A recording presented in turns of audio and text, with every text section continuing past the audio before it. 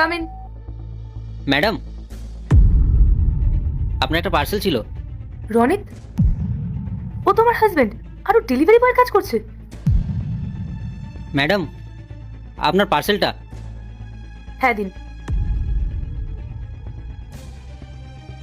কত টাকা হয়েছে এটার? ম্যাডাম 1,500 টাকা হয়েছে। আচ্ছা, এই নিন 1,500 টাকা। Thank you madam. শুনুন, হ্যাঁ বলুন। আসলে আমি না আপনাকে আগেও কোথাও একটা দেখেছি। আপনি কি কল্যাণীতে থাকেন? হ্যাঁ, কিন্তু আপনি কি করে জানলেন? আপনার ওয়াইফের নাম পায়েল না? হ্যাঁ। আসলে ও আমার ফ্রেন্ড হয়, আর আমি ওর বাড়িতে বেশ কয়েকবার গেছি। ও আচ্ছা, ঠিক আছে ম্যাডাম, আমি তাহলে এখন আসি। শুনুন, আমাকে তো পায়েল বলছিল যে আপনি অনেক বড় লোক, আপনার 2-3টে নিজস্ব বিজনেসও আছে। তাহলে আপনি এই ডেলিভারি বয়ের কাজ করছেন কেন? আসলে আমার বিজনেসে লস হয়ে গেছিল, তাই এখন আমি এই কাজ করছি। ম্যাডাম, আমি আসি তাহলে। শুনুন, আপনাকে দেখে মনে হচ্ছে আপনি কোনো প্রবলেমের মধ্যে আছেন। আপনার যদি কোনো সমস্যা না থাকে তাহলে আপনি আমাকে শেয়ার করতে পারেন। আমি চেষ্টা করবো আপনার হেল্প করার। আসলে আমি একটা অনেক বড় কোম্পানিতে চাকরি করি। আপনি যদি বলেন তাহলে আমি ওখানে আপনার কোনো একটা কাজের ব্যবস্থা করে দিতে পারি। বলুন না আমাকে, কি হয়েছে? না ম্যাডাম, কিছুই হয়নি, আমি আমার লাইফে ভালোই আছি। না, আপনাকে তো দেখে মনে হচ্ছে না যে আপনি ভালো আছেন। আর এমনিতেও নিজের মনের কষ্টটা কাউকে শেয়ার করলে হালকা ফিল হয়। বলুন না আপনি, কি হয়েছে আপনার?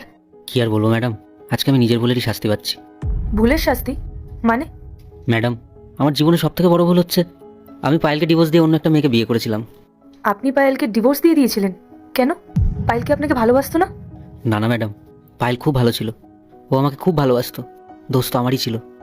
আমি ওই মেয়েটার ভালোবাসায় অন্ধ হয়ে গেছিলাম। তারপর থেকে পায়েলের সাথে খারাপ ব্যবহার করতে শুরু করলাম। তারপরে মেয়েটাকে বিয়ে করার জন্য আমি পায়েলকেও ডিভোর্স দিয়ে দিলাম। আর সেটাই ছিল আমার জীবনের সবথেকে বড় ভুল ডিসিশন।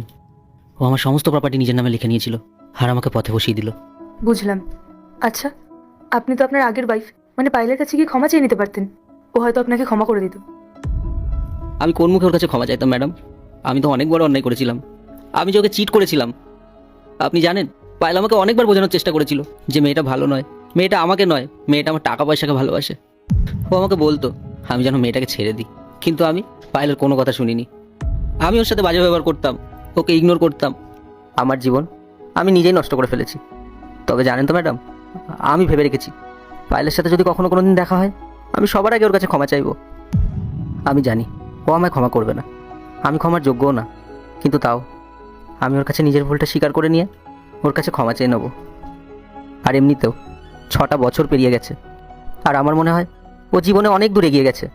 হয়তো অন্য কোথাও